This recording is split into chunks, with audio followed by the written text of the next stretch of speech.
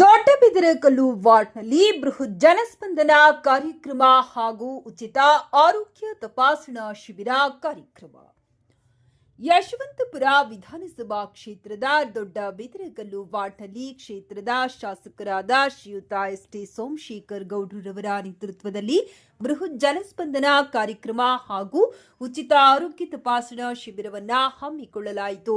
ಈ ಕಾರ್ಯಕ್ರಮದಲ್ಲಿ ವಿವಿಧ ಸರ್ಕಾರಿ ಇಲಾಖೆಗಳ ಅಧಿಕಾರಿಗಳು ಭಾಗವಹಿಸಿ ವಾರ್ಡ್ನ ಸಾರ್ವಜನಿಕರ ಸಮಸ್ಯೆಗಳು, ಕುಂದುಕೊರತೆಗಳು ಹಾಗೂ ಅಗತ್ಯಗಳನ್ನು ನೇರವಾಗಿ ಆಲಿಸಿದರು. ಸಾರ್ವಜನಿಕರು ತಮ್ಮ ಸಮಸ್ಯೆಗಳನ್ನು ಅಧಿಕಾರಿಗಳ ಗಮನಕ್ಕೆ ತಂದು ಅವುಗಳಿಗೆ ಶೀಘ್ರ ಪರಿಹಾರ ಕಲ್ಪಿಸುವಂತೆ ಮನವಿ ಮಾಡಿದರು. ದೊಡ್ಡಬಿದರಕಲ್ಲು ವಾರ್ಡ್ನ ಜಿಬಿಎ ಕಾಂಗ್ರೆಸ್ ಅಭ್ಯರ್ಥಿಯಾದ ಪ್ರಸಾದ್ ಕುಮಾರ್ ಅವರ ಸಹಯೋಗದಲ್ಲಿ ಪೋರ್ಟಿಸ್ ಹಾಸ್ಪಿಟಲ್ ವತಿಯಿಂದ ಉಚಿತ ಆರೋಗ್ಯ ತಪಾಸಣೆ ಮತ್ತು ಪುಷ್ಯ ಐ ಕ್ಲಿನಿಕ್ ವತಿಯಿಂದ ಉಚಿತ ಕಣ್ಣಿನ ತಪಾಸಣೆ ಮಾಡಿ ಅವಶ್ಯಕತೆ ಇರುವವರಿಗೆ ಉಚಿತವಾಗಿ ಕನ್ನಡಕ ವಿತರಿಸಿದರು ಮತ್ತು ಸ್ವಾಮಿ ವಿವೇಕಾನಂದ ಸ್ವಯಂ ಪ್ರೇರಿತ ರಕ್ತ ನಿಧಿ ವತಿಯಿಂದ ರಕ್ತದಾನ ಶಿಬಿರ ಯಶಸ್ವಿಯಾಗಿ ನಡೆಯಿತು ಮತ್ತು ಜನಸ್ಪಂದನ ಕಾರ್ಯಕ್ರಮದಲ್ಲಿ ಜನರ ಸಮಸ್ಯೆಗಳನ್ನು ಆಲಿಸಿದ ಶಾಸಕರು ಸಂಬಂಧಪಟ್ಟ ಅಧಿಕಾರಿಗಳೊಂದಿಗೆ ಚರ್ಚಿಸಿ ಶೀಘ್ರ ಪರಿಹಾರ ಒದಗಿಸುವುದಾಗಿ ತಿಳಿಸಿದರು. ಜನರ ಒಳಿತಿಗಾಗಿ ಹಾಗೂ ವಾರ್ಡ್ನ ಸಮಗ್ರ ಅಭಿವೃದ್ಧಿಗಾಗಿ ಇಂತಹ ಜನಪರ ಕಾರ್ಯಕ್ರಮಗಳನ್ನು ಮುಂದುವರಿಸುವ ಸಂಕಲ್ಪವನ್ನು ಕಾರ್ಯಕ್ರಮದ ಆಯೋಜಕರು ವ್ಯಕ್ತಪಡಿಸಿದರು. ಈ ಸಂದರ್ಭದಲ್ಲಿ ದೊಡ್ಡಬಿದರಕಲ್ಲು ವಾರ್ಡ್ ಕಾಂಗ್ರೆಸ್ ಅಧ್ಯಕ್ಷರಾದ ಲಿಖಿತ್ ಗೌಡ್ರು, ಕಾಂಗ್ರೆಸ್ ಮುಖಂಡರಾದ V Nagaraj, travels Manjanna, Prakash T, Srinivas, Yeshwanthpur ವಿಧಾನಸಭಾ ಕ್ಷೇತ್ರದ ಗ್ಯಾರಂಟಿ ಯೋಜನೆ ಅಧ್ಯಕ್ಷರಾದ ದೇವರಾಜ್ ಸೇರಿದಂತೆ ಅನೇಕ ಮುಖಂಡರು, ಕಾರ್ಯಕರ್ತರು ಮತ್ತು ವಿವಿಧ ಇಲಾಖೆಯ ಅಧಿಕಾರಿಗಳು ಉಪಸ್ಥಿತರಿದ್ದರು.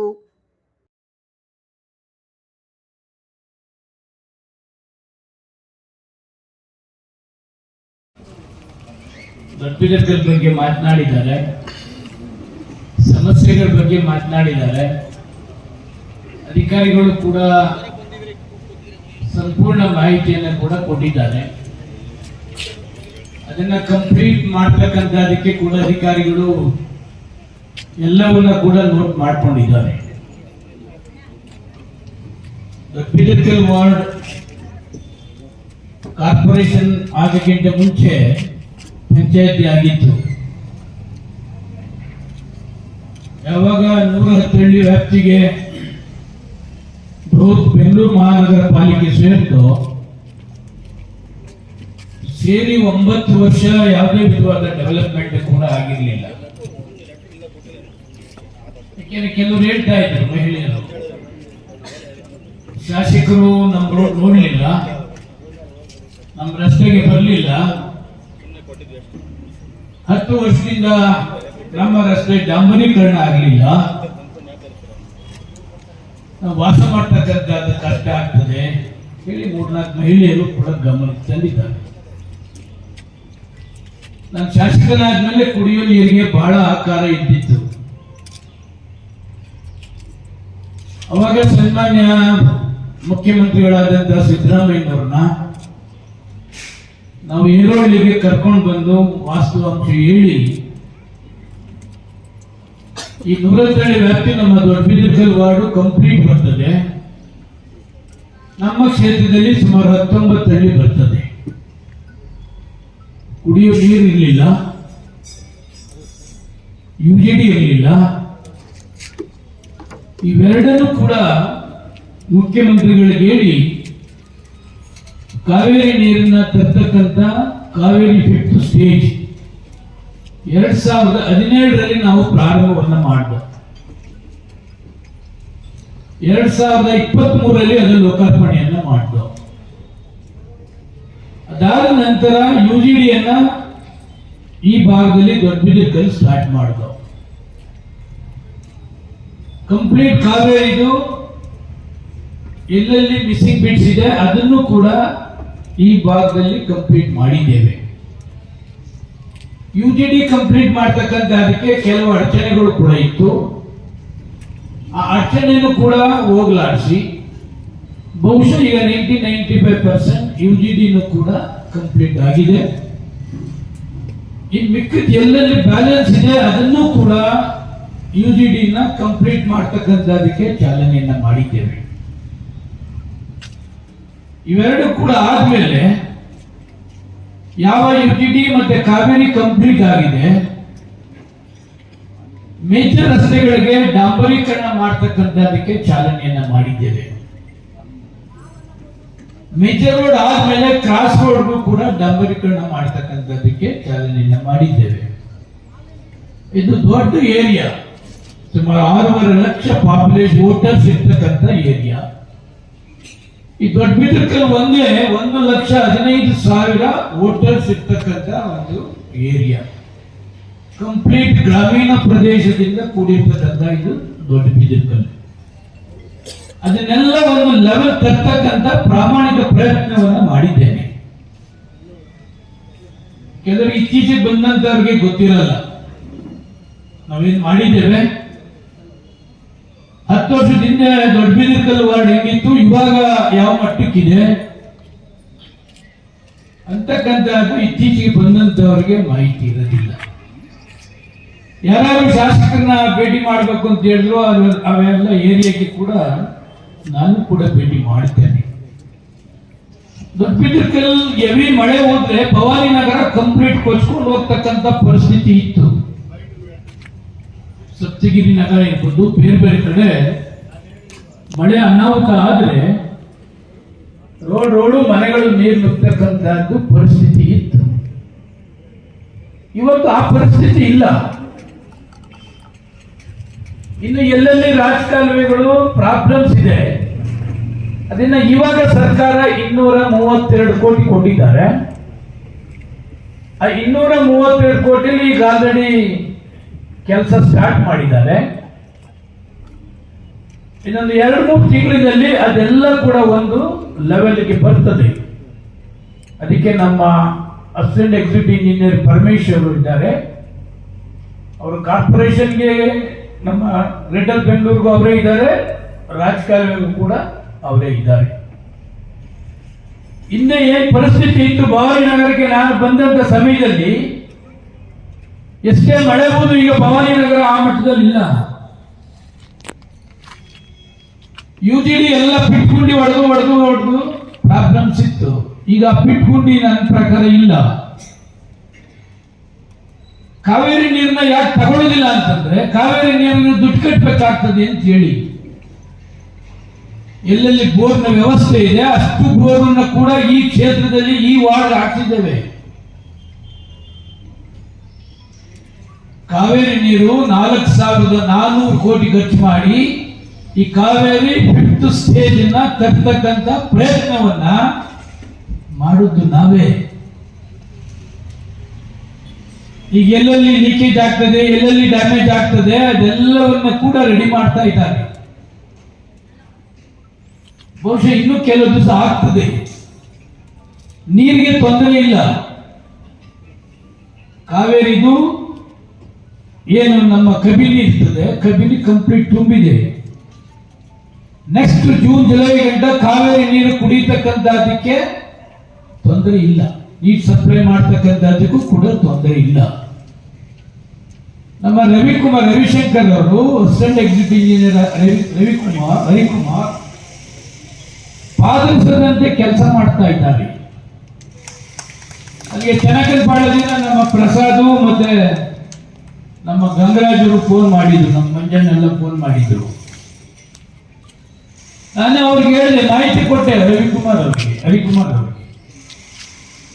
ಅದಾಗಿ 3-4 ದಿವಸಕ್ಕೆ ಎಲ್ಲ ಫೋನ್ ಮಾಡಿದ್ರು. ರವಿಕುಮಾರ್ ಬಂದ್ರು, ನೀರಿನ ವ್ಯವಸ್ಥೆ ಕಂಪ್ಲೀಟ್ ಆಗಿದೆ ಅಂತ ಹೇಳಿ. ಇವತ್ತು ಯಾರು ಕಂಪ್ಲೇಂಟ್ ಕೊಟ್ಟಿದ್ದಾರೆ, ಇನ್ನೊಂದು ವಾರ 10 ದಿವಸದಲ್ಲಿ ಅವರೆಲ್ಲ ವೈಯಕ್ತಿಕವಾಗಿ ಭೇಟಿ ಮಾಡ್ತಾರೆ. ಕುಡಿಯುವ ನೀರು ಎಲ್ಲೆಲ್ಲಿ ಜಾಸ್ತಿ ಮಾಡಬಹುದು. ಈಗ ನಮ್ಮ ಕ್ಷೇತ್ರದಲ್ಲಿ ಆಲ್ಟರ್ನೇಟ್ ಡೇಸ್ ನೀರು ಕೊಡ್ತಕ್ಕಂಥದಕ್ಕೆ ಈಗ ಆಲ್ರೆಡಿ ನಾವು ಚಾಲನೆಯನ್ನು ಮಾಡ್ತಾ ಇದ್ದೇವೆ. ಎಂಟೈರ್ ಕಾವೇರಿ ನೀರನ್ನ ತರ್ತಕ್ಕಂಥ 1 ವರ್ಷ ಡಿಲೇ ಆಯ್ತು. ಆಡಳಿತ ಪಕ್ಷದ ಶಾಸಕರೊಬ್ರು ಅವರ ಚೌಟ್ರಿ ಮುಂದೆ ಮಾಡ್ಲಿಕ್ಕೆ ಅವಕಾಶ ಕೊಡಲಿಲ್ಲ, ಪೈಪ್ನ ಅಳವಡಿಸತಕ್ಕಂಥದ್ದಕ್ಕೆ. ಸಂಪೂರ್ಣ TDR ಕೊಟ್ಟ ನಂತರ ಆ ಮಾಲೀಕರು ಆ ಪೈಪ್ ಲೈನ್ ಅಳವಡಿಸತಕ್ಕಂಥದ್ದಕ್ಕೆ ಮಾಡಿದ್ರು. 90% ಕೊಟ್ಟಿದ್ದಾರೆ, 10% ಕೊಡ್ಲಿಲ್ಲ ಅಂತ ಹೇಳಿ ಇನ್ನೂ ಕೆಲಸವನ್ನ ಸ್ಟಾಪ್ ಮಾಡಿದ್ದಾರೆ ಆಡಳಿತ ಪಕ್ಷದ ಶಾಸಕರು. ಸದಾ ಮುಖ್ಯಮಂತ್ರಿಗಳು ಹೇಳಿದ್ರು, ಇದು 110 ವ್ಯಾಪ್ತಿಗೆ ಕುಡಿಯುವ ನೀರಿದು, ಅದನ್ನ ಅವಕಾಶ ಕೊಡಿ ಅಂತೇಳಿ 100ಕ್ಕೆ 100 TDR ಕೊಟ್ಟ ನಂತರ ಅವರ ಚೌಟ್ರಿ ಮುಂದೆ ಕೆಲಸ ಮಾಡ್ತಕ್ಕಂಥದ್ದಕ್ಕೆ ಅವಕಾಶ. ಅಷ್ಟು ಹೊತ್ತಿಗೆ 1 ವರ್ಷ ಡಿಲೇ ಆಗಿತ್ತು.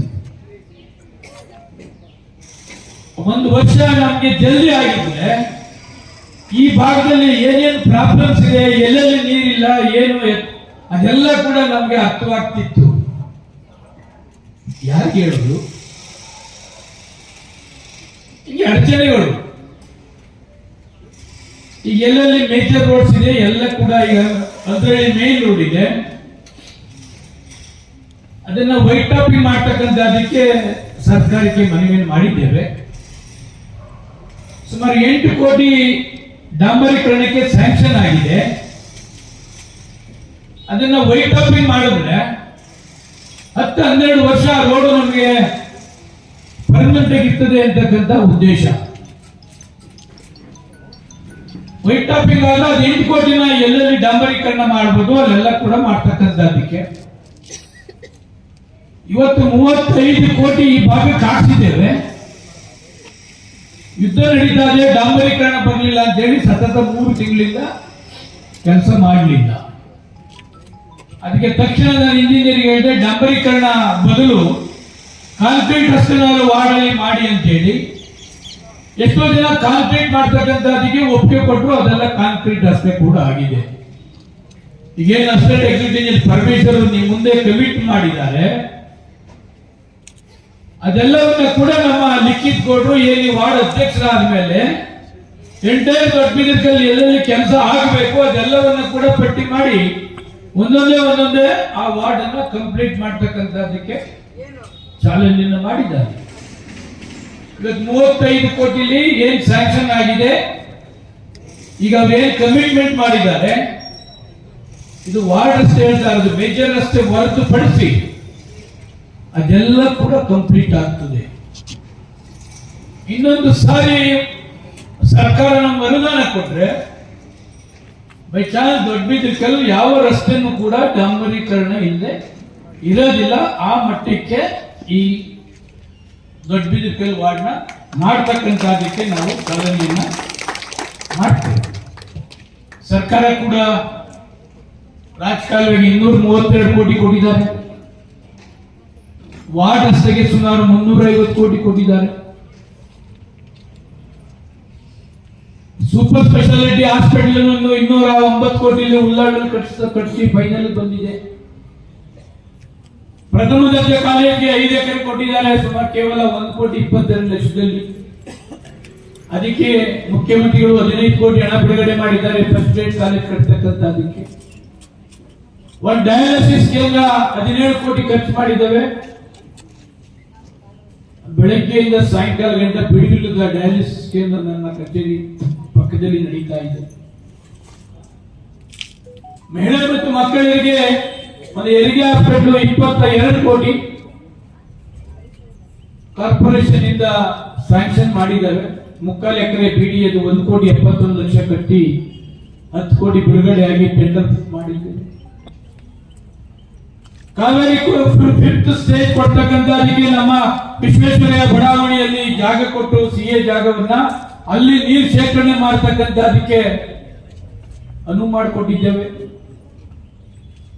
ಹಳೆ ಸ್ಟ್ರೀಟ್ ಲೈಟ್ ಎಲ್ಲ ತೆಗೆದು LED ಬಲ್ಬ್ ಹಾಕ್ತಕ್ಕಂಥದಕ್ಕೆ ಎಲ್ಲ ಬಡಾವಣೆಗಳಿಗೆ ನಾವು ಚಾಲನೆಯನ್ನು ಮಾಡಿದ್ದೇವೆ. ಕಸ ತೆಗಿತಕ್ಕಂಥದಕ್ಕೆ 2 ಡಿವಿಷನ್ ಮಾಡಿ ನಮ್ಮ ಯಶವಂತಪುರ ಕ್ಷೇತ್ರವನ್ನ ಟೆಂಡರ್ ಮಾಡಿದ್ದಾರೆ. ಕೆಲವರು ಕೋರ್ಟ್ ಹೋದ್ರಿಂದ ಅದು ಕಮ್ಮಿ ಆಗಿದೆ. ಕಳೆದ 3-4 ದಿವಸ ಕೃಷ್ಣ ಬೈರೇಗೌಡರ ಕುಂತು ಅದನ್ನ ಸಾಲ್ವ್ ಮಾಡಿ ವಾರ 10 ದಿವಸದಲ್ಲಿ ಅದನ್ನ ಸೆಟ್ರೇಟ್ ಆದ್ರೆ ಎಲ್ಲ ನಮ್ಮ ಕ್ಷೇತ್ರ ಪ್ರತಿ ದಿವಸ ಕಸ ತೆಗಿತಕ್ಕಂಥದಕ್ಕೆ ಕೂಡ ಚಾಲು ಆಗ್ತದೆ. ಒಂದಲ್ಲ ಒಂದು ಡೆವಲಪ್ಮೆಂಟ್ ಮಾಡ್ತಕ್ಕಂಥ ಪ್ರಾಮಾಣಿಕ ಪ್ರಯತ್ನವನ್ನ ಕೂಡ ಮಾಡಿದ್ದೇವೆ. ಒಬ್ರು ಲೇಡಿ ಹೇಳ್ತಾ ಇದ್ರು, 10 ವರ್ಷ ನಾನು ಕೋರಮಂಗಲದಲ್ಲಿದ್ದೆ, ಇಲ್ಲಿ ಬಂದಿದ್ದೇನೆ ಅಂತ ಹೇಳಿ.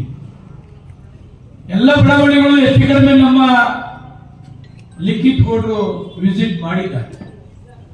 ಅವ್ರದ ಎಂಟೈರ್ ದೊಡ್ಡಬಿದರ್ಕಲ್ ವಾರ್ಡ್ಗೆ ಒಂದು ಲಿಸ್ಟ್ ಇದೆ. ಇದರಲ್ಲಿ ಭೇದ ಭಾವ ಯಾವುದು ನಾವು ಮಾಡ್ತಾ ಇಲ್ಲ. ಎಲ್ಲರೂ ದೊಡ್ಡಬಿದರ್ಕಲ್ ಅಂತಂದ್ರೆ ಏನೋ ಸೋಮಶೇಖರ್ JDS ವೋಟ್ ಹಾಕಲಿಲ್ಲ ಅಂತ ಹೇಳಿ ಕೆಲಸ ಹೆಂಗೆ ಸುಮ್ಮನೆ ಯೂಟ್ಯೂಬ್ ಮಾಡ್ತಾ ಇರೋದು. ಆ ಬೇಜವಾಬ್ದಾರಿ ಕೆಲಸ ನಾನು ಯಾವತ್ತೂ ಕೂಡ ಮಾಡಲಿಲ್ಲ. UGD ಎಲ್ಲ ಕಡೆ ಮಾಡಿಸಿದ್ದೇವೆ. ಡಾಂಬರೀಕರಣ ಈ ಏರಿಯಾ ಅದ್ಯಾವುದು ಕೂಡ ನಾನು ಅದನ್ನ ಮನಸ್ಸಲ್ಲಿ ಇಟ್ಕೊಳಕ್ ಹೋಗ್ಲೇ ಇಲ್ಲ. ದೊಡ್ಡಬಿದರ್ಕಲ್ ವಾರ್ಡ್ ಒಂದು ಡೆವಲಪ್ಮೆಂಟ್ ವಾರ್ಡ್ ಆಗ್ಬೇಕು. ಬೇರೆ ವಾರ್ಡ್ ಎಲ್ಲಿ ಫೆಸಿಲಿಟೀಸ್ ಇರ್ತದೆ ಅದೆಲ್ಲ ಫೆಸಿಲಿಟೀಸ್ ಇಲ್ಲಿ ಇರಬೇಕಂತಕ್ಕಂಥದ್ದು. ಈಗ ಸರ್ಕಾರ 5 ಗ್ಯಾರಂಟಿನ ಮಾಡಿದ್ರು. ನಾನು ಹಿಂದೆ ಒಬ್ಬ ನಮ್ಮ ಲೀಡರ್ಗೆ ಕಮಿಟಿ ಅಧ್ಯಕ್ಷನ ನಾನೇ ಮಾಡಿದ್ದೆ. ಪುಣ್ಯಾತ್ಮ ಒಂದೇ ಒಂದು ಮೀಟಿಂಗ್ ಮಾಡಲಿಲ್ಲ. ಎಷ್ಟು? ಒಂದೇ ಒಂದು ಮೀಟಿಂಗು ಕೂಡ 5 ಗ್ಯಾರಂಟಿಯಲ್ಲಿ ಮಾಡಲಿಲ್ಲ. ಅವನ್ನ ತೆಗೆದು ನಮ್ಮ ದೇವರಾಜನ್ ಮಾಡಿದ್ದೇವೆ. 1 ವಾರ ಆಗಿದೆ. 1 ವಾರದಲ್ಲಿ ಎಂಟೈರ್ ನಮ್ಮ ಯಶವಂತಪುರ ಕ್ಷೇತ್ರದಲ್ಲಿ ಗೃಹ ಜ್ಯೋತಿ ಎಷ್ಟಾಗ್ತದೆ, ಗೃಹಲಕ್ಷ್ಮಿ ಎಷ್ಟಾಗ್ತದೆ, ಎಷ್ಟು ರೇಷನ್ ಕಾರ್ಡ್ ಇದೆ, ಇದೆಲ್ಲವನ್ನ ಕೂಡ